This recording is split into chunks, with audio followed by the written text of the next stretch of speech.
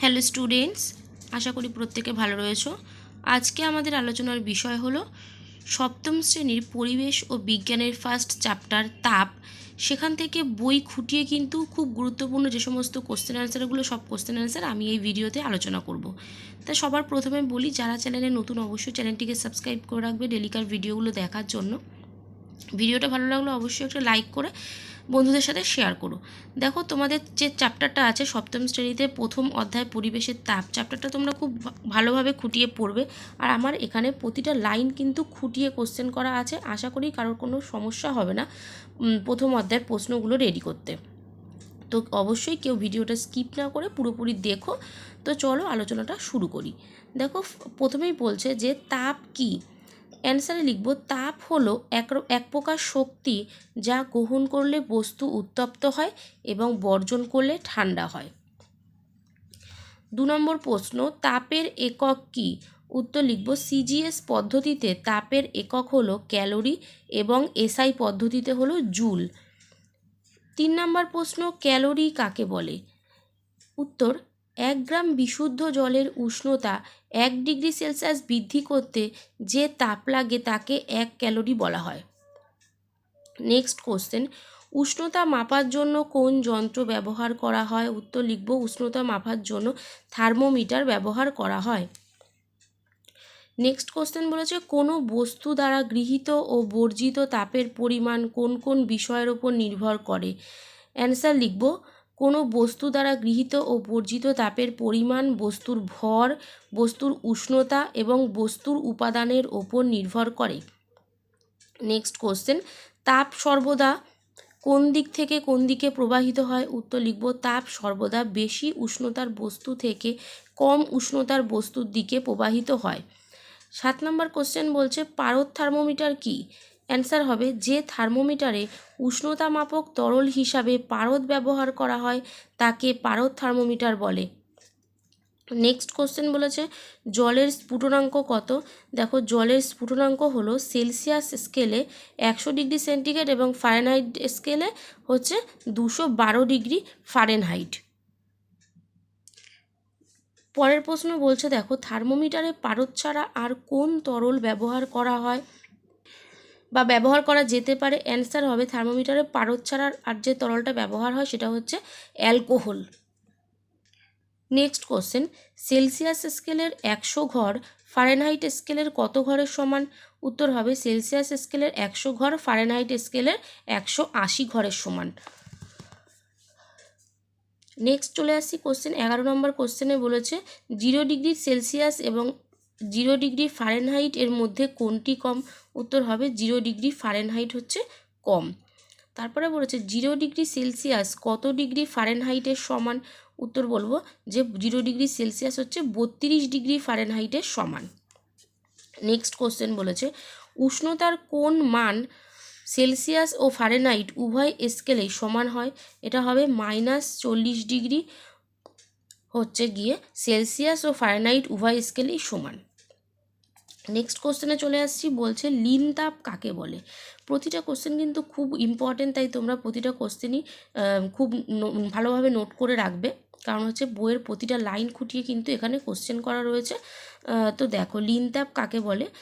কি লিখব, যে তাপ গ্রহণে বা বর্জনে বস্তুর উষ্ণতার পরিবর্তন না হয়ে শুধু অবস্থার পরিবর্তন হয় তাকে লিন তাপ বলে। তাহলে কাকে বলছে, যে তাপ গ্রহণে বা বর্জনে বস্তুর উষ্ণতার পরিবর্তন হয় না কিন্তু শুধুমাত্র অবস্থার পরিবর্তন ঘটে, তাকে বলা হয় লিন তাপ।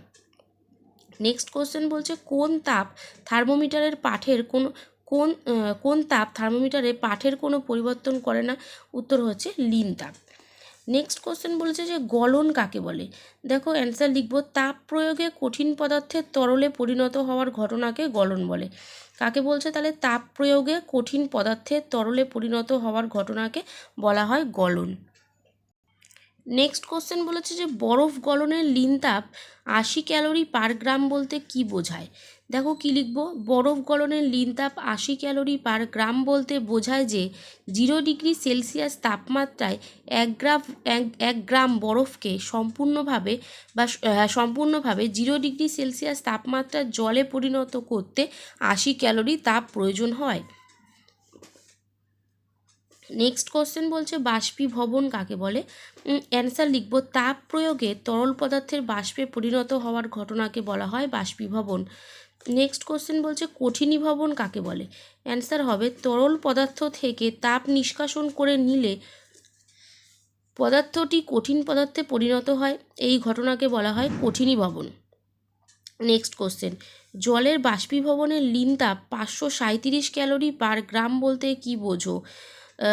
তো অ্যান্সার হবে জলের বাষ্পীভবনের লিন তাপ 537 ক্যালোরি পার গ্রাম বলতে বোঝায় 100 ডিগ্রি সেলসিয়াস তাপমাত্রার 1 গ্রাম জলকে সম্পূর্ণরূপে 100 ডিগ্রি সেলসিয়াস তাপমাত্রার বাষ্পে পরিণত করতে 537 ক্যালোরি তাপ দিতে হয়। নেক্সট কোশ্চেন বলছে 100 ডিগ্রি সেলসিয়াস উষ্ণতায় 1 গ্রাম জলীয় বাষ্পের তাপ একই উষ্ণতায় 1 গ্রাম জল অপেক্ষা বেশি হবে না কম হবে। তাহলে এটা অ্যান্সার হবে বেশি হবে। নেক্সট বলেছে ফুটন্ত জল এবং স্টিম উভয়েই 100 ডিগ্রি সেলসিয়াস, কিন্তু ফুটন্ত জলের চেয়ে স্টিমে হাত দিলে হাত বেশি পুড়ে যায় কেন। দেখো অ্যান্সার লিখব 100 ডিগ্রি সেলসিয়াসের জল অপেক্ষা 100 ডিগ্রি সেলসিয়াস স্টিমে প্রতি গ্রামে 537 ক্যালোরি তাপ বেশি থাকে, তাই 100 ডিগ্রি সেলসিয়াসের স্টিমে হাত দিলে হাত বেশি পুড়ে যায়। নেক্সট কোশ্চেন বলছে দেখো ঘনীভবন কাকে বলে। কি লিখব তাপ নিষ্কাশনের ফলে গ্যাসীয় পদার্থের তরলে পরিণত হওয়ার ঘটনাকে বলা হয় ঘনীভবন। নেক্সট কোশ্চেন বলছে একটি খালি গ্লাসে একটা বড় মাপের বরফের টুকরো ফেলা হলে গ্লাসের বাইরের দিকে জলের ফোঁটা জমা হয় কেন। অ্যান্সার লিখব যখন কোনো তরল বাষ্পে পরিণত হয় তখন তার লিন তাপের প্রয়োজন হয়। বাইরে থেকে তরলকে এই তাপ সরবরাহ না করা হলে যে পাত্রে তরলটি রাখা থাকে সেই পাত্র থেকে এই তাপ সংগ্রহ করে, ফলে তরলসহ পাত্রটি এবং নিকটস্থ পরিবেশ ঠান্ডা হয়ে যায়, এই কারণে বাষ্পায়নে শৈত্যের সৃষ্টি হয়। নেক্সট কোশ্চেন বলছে বাষ্পায়নের ফলে শৈত্যের উৎপত্তি হয় কেন। অ্যান্সার বলবো যে যখন কোনো তরল বাষ্পে পরিণত হয় তখন তার লিন তাপের প্রয়োজন হয়। বাইরে থেকে তরলকে এই তাপ সরবরাহ করা না হলে যে পাত্রে তরলটি রাখা থাকে সেই পাত্র থেকে এই তাপ সংগ্রহ করে, ফলে তরল পাত্রটি এবং নিকটস্থ পরিবেশ ঠান্ডা হয়ে যায়। নেক্সট কোশ্চেন বলছে দৈনন্দিন জীবনে লক্ষ্য করা যায় এমন একটি বাষ্পায়নের উল্লেখ করো। অ্যান্সার লিখব জামা কাপড় রোদে দিলে শুকিয়ে যায়, এটা হলো দৈনন্দিন জীবনে একটা বাষ্পায়নের উদাহরণ। নেক্সট বলছে যে এমন কয়েকটি কঠিন পদার্থের নাম লেখো যাদের তাপ দিলে সরাসরি বাষ্পীভবন ঘটে। অ্যান্সার হচ্ছে কর্পূর, আয়োডিন, ন্যাপথলিন ইত্যাদি। নেক্সট কোশ্চেন কখন তাপ প্রয়োগ করলে পদার্থের উষ্ণতা অপরিবর্তিত থাকে। অ্যান্সার হবে পদার্থের অবস্থার পরিবর্তন হলে তখন যদি পদার্থকে তাপ প্রয়োগ করা হয় তখন উষ্ণতা অপরিবর্তিত থাকে। নেক্সট কোশ্চেন বলছে হাতে স্পিরিট বা ইথার ঢাললে ঠান্ডা অনুভূত হয় কেন।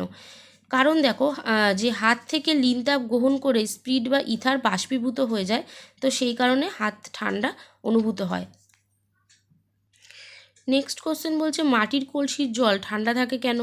অ্যান্সার লিখব মাটির কলসির গায়ে ছোট ছোট ছিদ্র থাকে, জলকণা ওই ছিদ্র দিয়ে কলসির বাইরে বেরিয়ে আসে এবং বাষ্পীভূত হয়।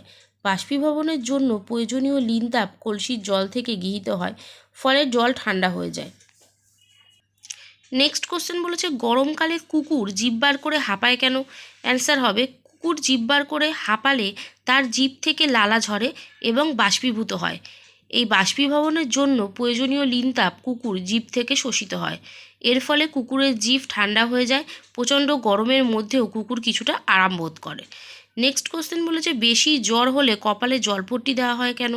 অ্যান্সার লিখব বেশি জ্বর হলে কপালে জলপট্টি দেওয়া হয় কারণ ওই পট্টির জল বাষ্পীভূত হওয়ার সময় প্রয়োজনীয় লিন তাপ কপাল থেকে সংগ্রহ করে, এর ফলে কপাল ঠান্ডা হয় এবং দেহের তাপমাত্রা কমে। নেক্সট কোশ্চেন বলেছে গরম জলের সঙ্গে ঠান্ডা জল মেশালে গরম জলের উষ্ণতা কমে ও ঠান্ডা জলের উষ্ণতা বাড়ে, কেন এমন হয়।